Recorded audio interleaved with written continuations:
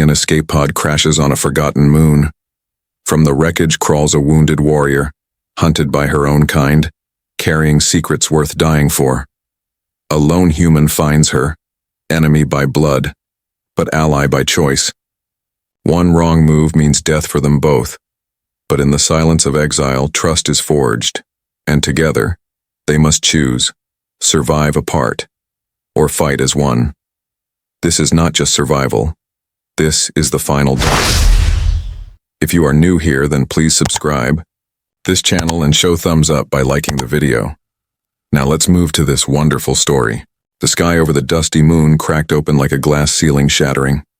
A ball of fire roared across the horizon, trailing smoke like a dying comet. It wasn't a meteor. It was an escape pod, falling fast, too fast.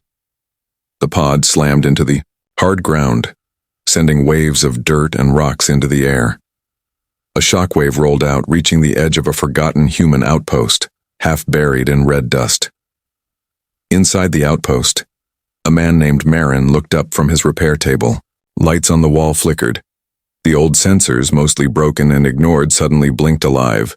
Marin, a technician who had been living alone for years, slowly stood. He wasn't a soldier anymore, but he still knew what danger looked like. And this crash wasn't normal. He grabbed his coat, slung an old plasma rifle over his shoulder, and stepped out into the cold wind. The air outside was dry and sharp. In the distance, smoke rose like a signal flare. Marin walked toward it, boots crunching over brittle ground. His heart beat faster, not from fear, but from something else, curiosity mixed with caution. He hadn't seen anyone in months. The moon was supposed to be quiet, empty. Whatever had just landed was uninvited. At the crash site, the pod hissed with heat. One side was torn open, metal curled like leaves in a fire. Marin moved slowly, careful not to make a sound. He aimed his rifle at the wreck. Then a noise, soft, ragged breathing. Inside the pod, a figure was slumped against the wall. She was not human. Her skin was pale blue, marked with faint silver patterns that shimmered in the dim light. Her armor was cracked, covered in ash and blood that was deep violet, almost black. Her eyes were half open, unfocused. She clutched a curved blade in one hand. Even in pain, she looked dangerous. Marin took a step closer. The figure suddenly stirred, raising her weapon with effort. Her voice came out hoarse. "Stay back," she warned. Her tone was sharp, but her body trembled. Marin lowered his rifle a little, but didn't step back. "You're hurt," he said, simply. The alien woman bared her teeth. "That's not your concern, human." Marin nodded slowly, taking in her condition. She was bleeding. Her breathing was shallow, and she couldn't even stand. She might be dangerous, but she was also dying. "Die out here if you want," he said, turning slightly. "But I'm not going to watch you do it." She stared at him, confusion flickering in her eyes. She had expected him to shoot or to run. Instead, he offered her something else. Help. "My name is Solari," she said at last, the words slow and uncertain. "Marin," he replied. "Come on." He reached out his hand. For a long moment, Solari didn't move. Her pride, her training, everything inside her told her not to trust a human. But she also knew what would happen if she stayed in the pod, so with a low growl of pain, she let him help her up. Back at the outpost, Marin helped Solari onto a narrow cot. She refused to let him take off her armor, even though it was broken and soaked in blood. "If I remove it," she said quietly, "I lose everything."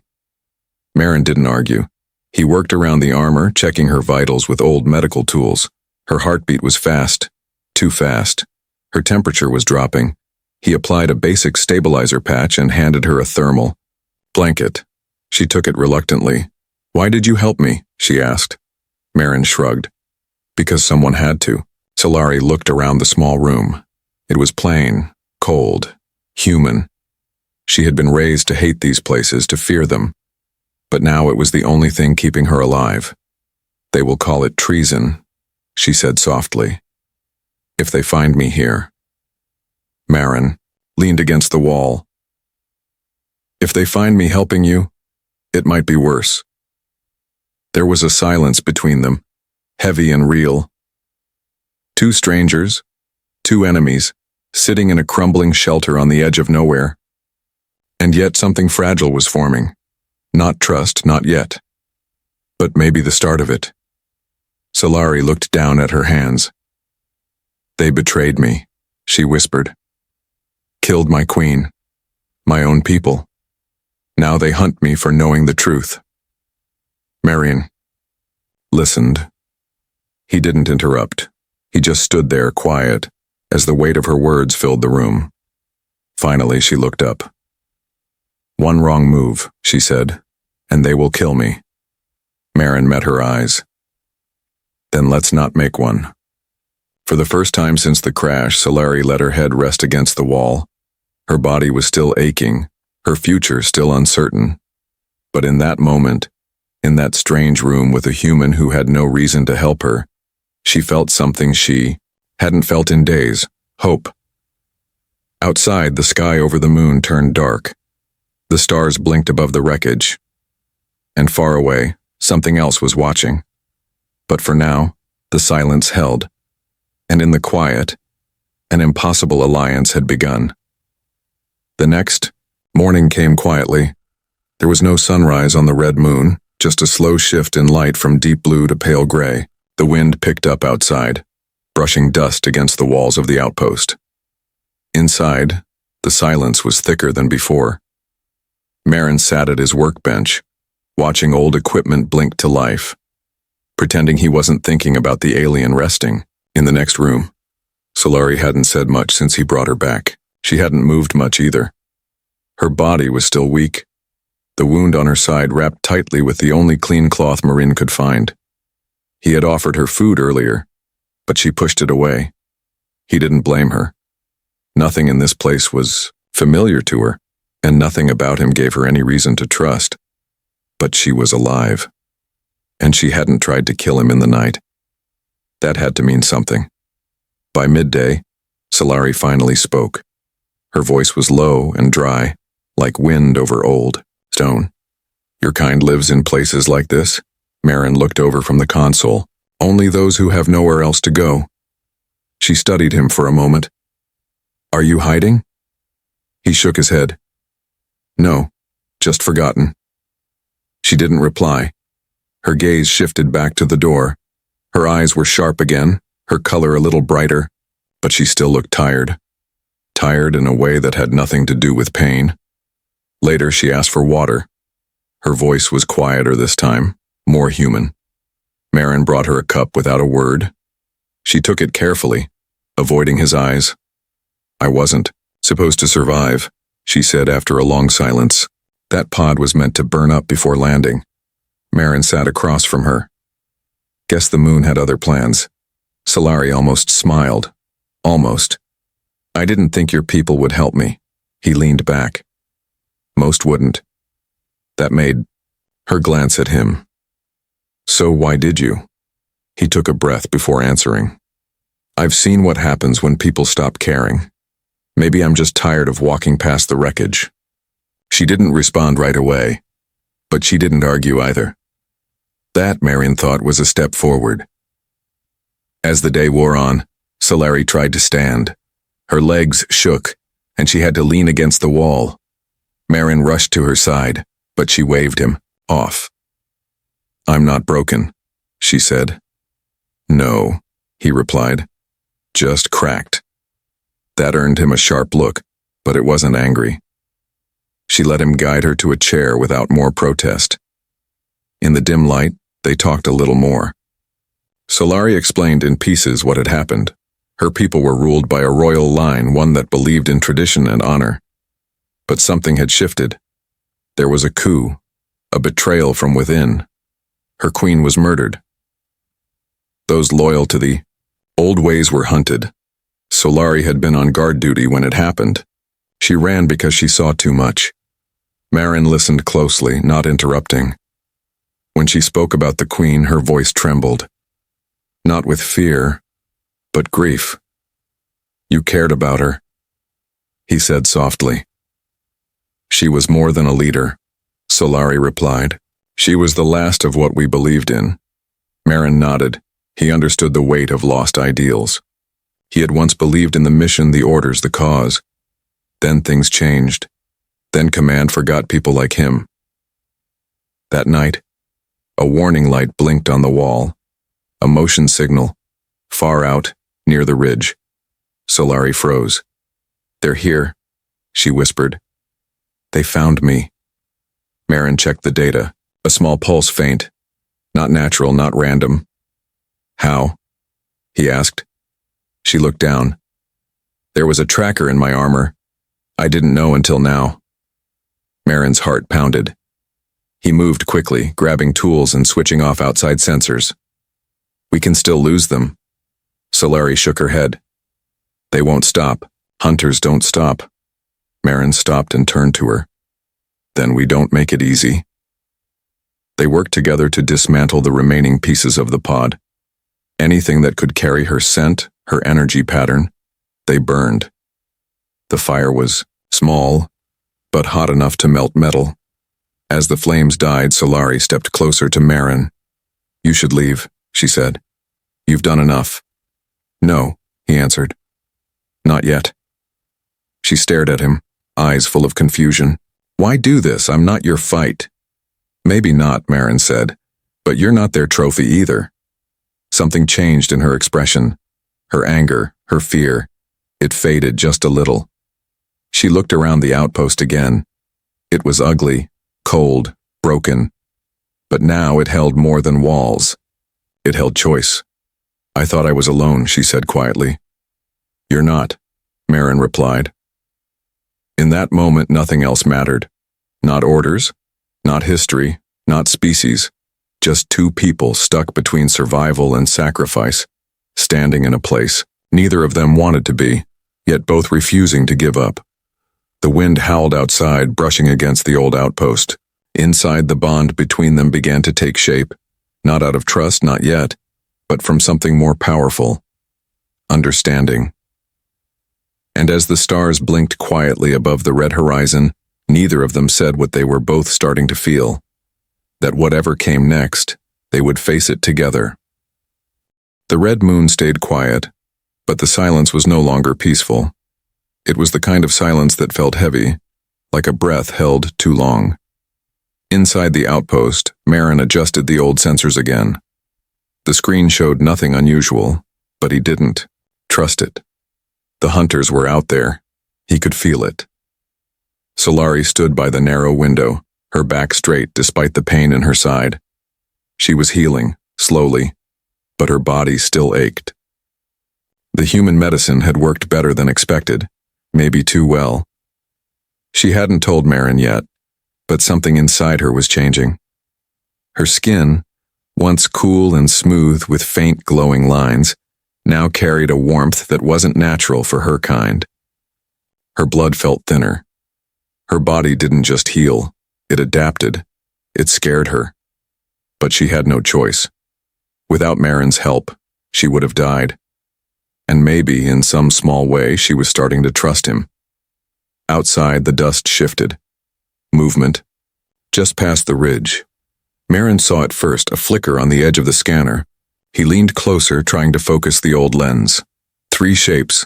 Tall, slow, not human. His chest tightened. They had arrived. "They're here," he said quietly. Solari didn't move. "How many?"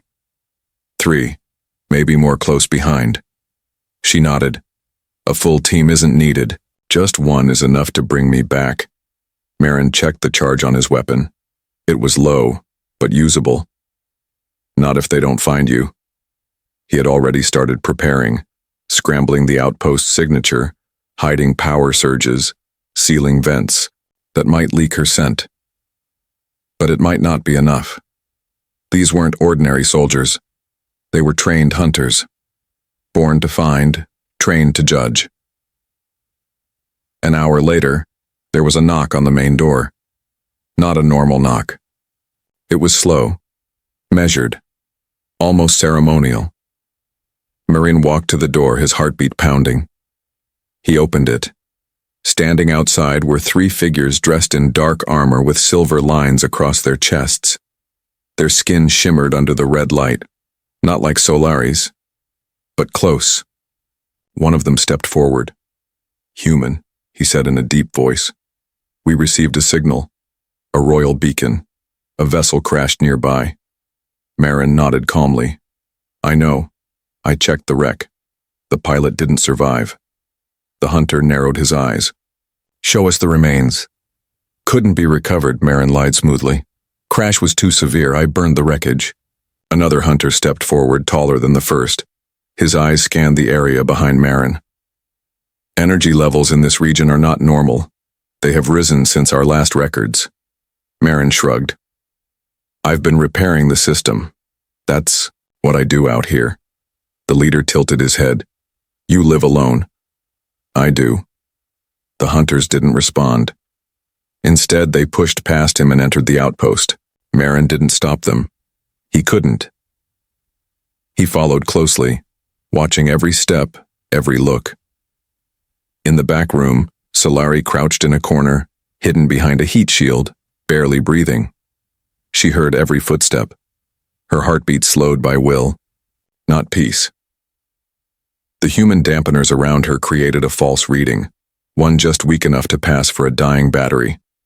It might work, but only if she stayed still. The hunters moved slowly, searching with their eyes, their noses, their ears. One paused by the med table, glancing down at a used patch. Another picked up a cup, empty but still holding a scent. "Strange supplies," one of them muttered. Marin replied quickly. "Supply drone crashed last month. I salvaged what I could." The hunters didn't speak. They moved toward the exit, without confirming anything. But their eyes said it all. They weren't convinced. Outside, the leader turned to Marine. "If you are hiding what belongs to us, there will be no trial. No warning." Marine met his stare. "Then I hope I'm not." They walked off without another word, but they didn't leave. The scanner showed them waiting just beyond the perimeter, watching, listening, waiting for a mistake. Hours passed. Inside the outpost, Marin sat across from Solari. His face was flawless. "They didn't buy it," he said. Solari nodded. "They never do. They're not leaving." "No. They'll wait for a mistake, a noise, a power shift, anything." She pressed her hand against her chest. "The medicine you gave me, it's changing me." Marin looked at her, alarmed. "What do you mean?" "My body is reacting. My scent, it's changing. If they detect it, they'll know I've been treated by a human." Marin didn't blink. He stood up and began typing into the system. "Then we changed the air filters. Set the temperature down. Mask your scent. Completely." He paused. "Is it painful?" "Not yet," Solari said quietly. "But I feel different." Marin crouched beside her. "You're still you." She looked into his eyes. "Am I?" They said nothing more. The outpost groaned softly in the wind. The hunters waited, patient as statues.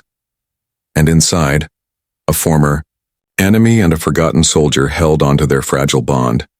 Just one mistake would end everything. But for now, they were still standing. The red moon was still dark when the final hours came. Time no longer moved with the clock. It moved with breath, with heartbeats, with silence.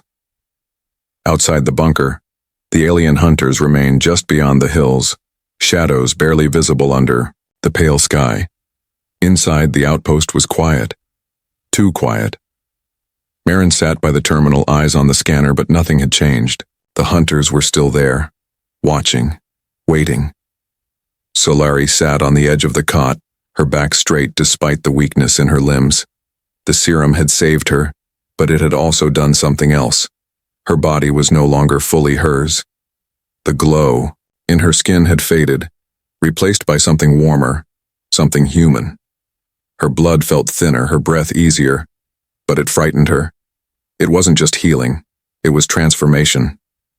And her people, if they discovered this change, would call it a betrayal worse than death. She looked across the room at Marin. He hadn't slept. had barely eaten, still working, still protecting her. His face was tired but calm. He hadn't run, he hadn't handed her over. He had stayed. "They'll break in soon," Solari said softly. Marin didn't turn around. "I know. You should go. I'm already in this." She stood, slower than before but stronger than she had been days ago. She walked to him and placed something on the table, a small silver disc. A memory core, encoded with her identity and her royal seal. "If they catch you with this," she said, "they won't ask questions." Marin looked at it but didn't touch it. "What's the plan?" She paused, her fingers curling into her palm. "We fake my death." He raised an eyebrow. "That's not easy. It doesn't need to be perfect, just enough to make them believe." Marin nodded slowly. "Then we blow the back section. It'll register on their scans. Enough heat and damage that they'll think you died from the medicine. I'll hide in the lower shaft," Solari added. "Once they check the wreckage and leave, I go. Disappear." They moved quickly. Every wire, every charge had to be placed just right. In the final minutes, Solari looked around the room one last time.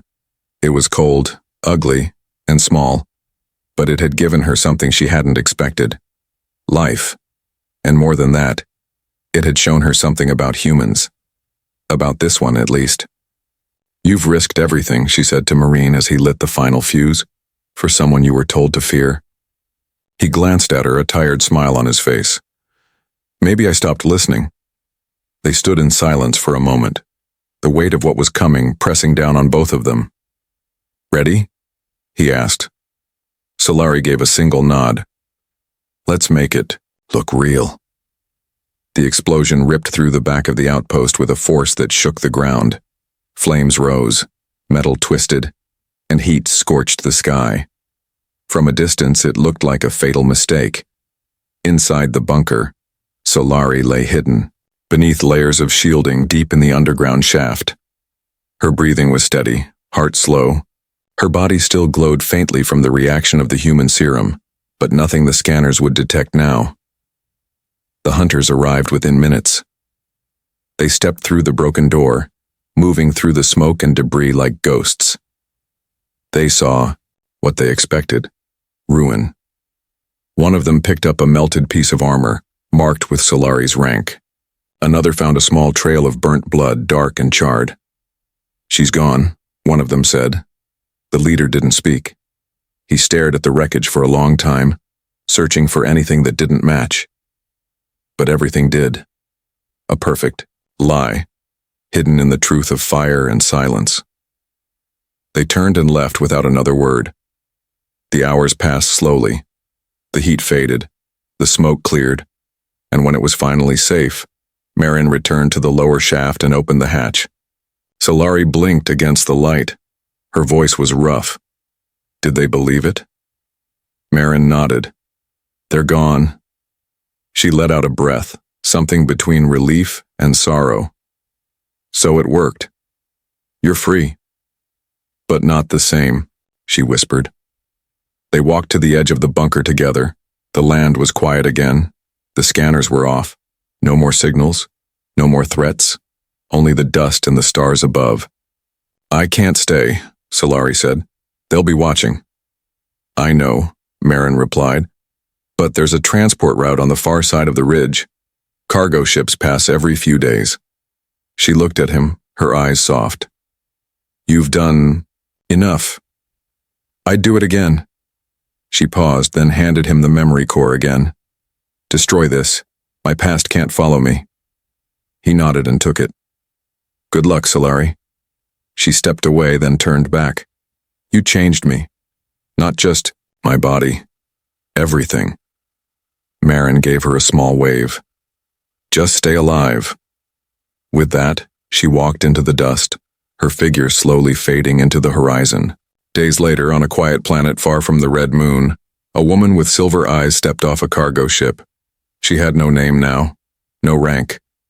Only a small note tucked in her pocket, written in a messy human hand. "Still watching the skies? Stay free." She smiled. And somewhere back on a forgotten moon, a man looked up at the stars and smiled too.